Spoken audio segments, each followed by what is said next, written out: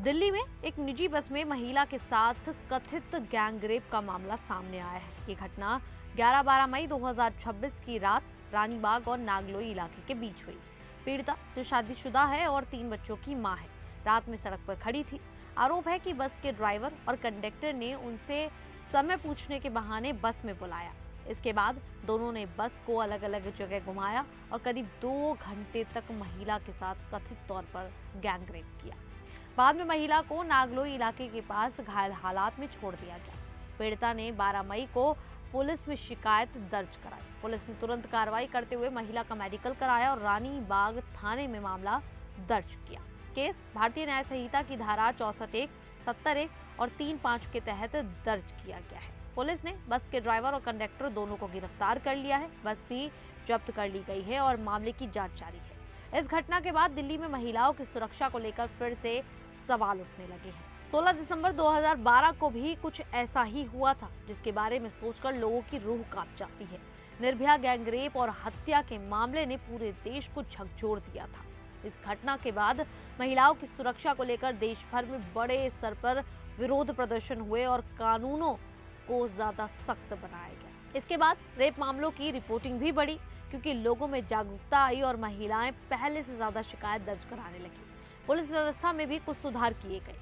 NCRB के आंकड़ों के मुताबिक 2012 के आसपास दिल्ली में हर साल करीब 500 से 600 रेप केस दर्ज होते थे, लेकिन 2024 में ये संख्या बढ़कर 1058 तक पहुंच गई, जो देश के सभी बड़े मेट्रो शहरों में सबसे ज्यादा है। महिलाओं के खिलाफ कुल अपराधों की बात करें तो 2024 में दिल्ली में 13,396 मामले दर्ज हुए। 2023 में ये संख्या इससे और ज्यादा बढ़ गई थी, जबकि 2025 में कुछ कमी देखने को जरूर मिली, जहां 12,458 केस दर्ज किए गए।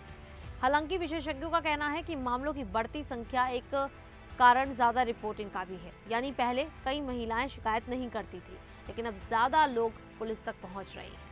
फिर भी दिल्ली महिलाओं के खिलाफ अपराध के मामलों में देश के सबसे ज्यादा सेंसिटिव शहरों में बनी हुई है।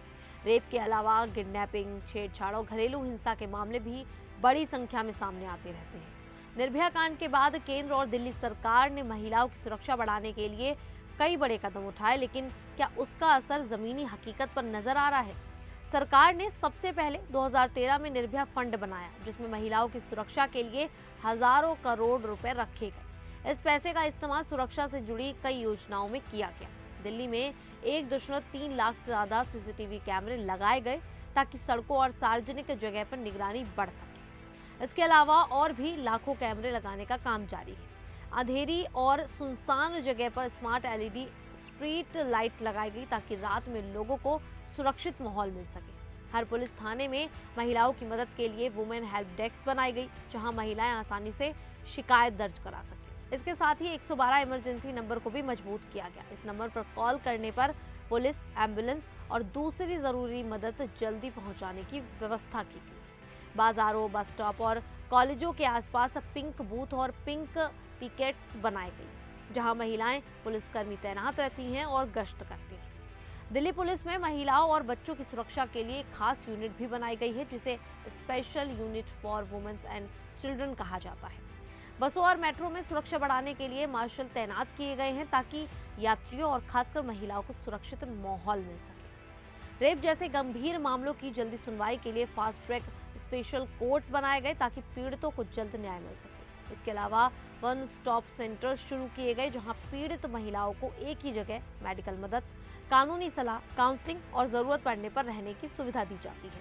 निर्भया फंड के तहत दिल्ली में सेफ सिटी प्रोजेक्ट भी चलाया गया। इसके तहत पैनिक बटन, बेहतर फॉरेंसिक लैब और साइबर क्राइम यूनिट जैसी सुविधाएं शुरू की गई, ताकि महिलाओं की सुरक्षा और मजबूत हो सके।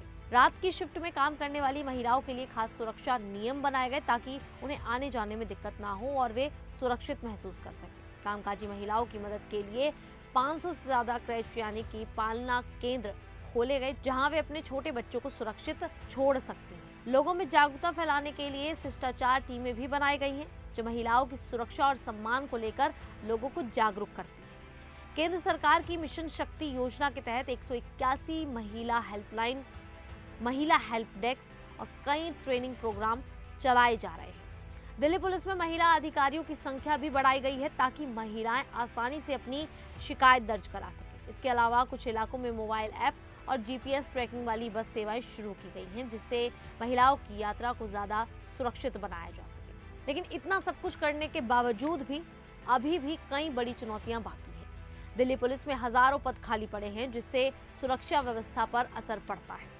कई जगह पर लगे सीसीटीवी कैमरे सही तरीके से काम ही नहीं करते हैं या उनकी निगरानी कमजोर रहती है। इसके अलावा अंधेरी गलियां, भीड़ भाड़ वाली बसें और निजी वाहन आज भी महिलाओं के लिए जोखिम भरे माने जाते हैं। हाल ही में सामने आए प्राइवेट बस वाले मामले ने भी यही दिखाया कि प्राइवेट बसों में सुरक्षा व्यवस्था अभी भी कितनी ज्यादा कमजोर है। कई महिलाएं डर, बदनामी या दबाव की वजह से अब भी पुलिस में शिकायत दर्ज नहीं कराती। इसीलिए माना जाता है कि असली मामलों की संख्या सरकारी आंकड़ों से कहीं ज्यादा हो सकती है। साथ ही फास्ट ट्रैक कोर्ट बनने के बावजूद कई मामलों में न्याय मिलने में लंबा समय लग जाता है।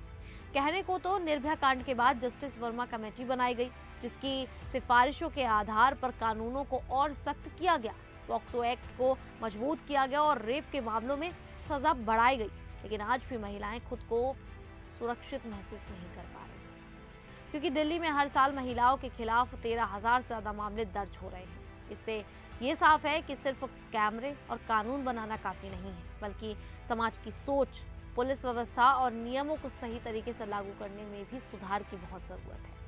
लोग पब्लिक ट्रांसपोर्ट में बेहतर सुरक्षा, ज्यादा सीसीटीवी निगरानी और अपराधियों के खिलाफ सख्त सजा की मांग कर रहे हैं, क्योंकि 2012 के बाद से रेप और महिलाओं के खिलाफ अपराध के मामले की संख्या बढ़ती हुई ही नजर आ रही है।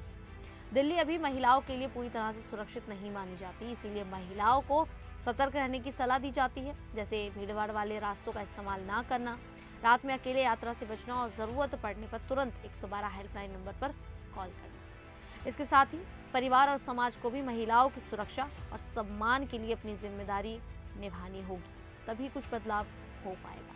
नहीं तो जो हाल अभी है वही हाल आगे भी रहेगा। आप सभी को ये जानकारी कैसी लगी, आप हमें कमेंट करके ज़रूर बताएं। अभी के लिए इतना ही, फिर हाजिर होंगे ऐसी ही दिल्ली से जुड़ी बड़ी खबरों के साथ। तब तक के लिए देखते रहिए द न्यूज़ 15 दिल्ली।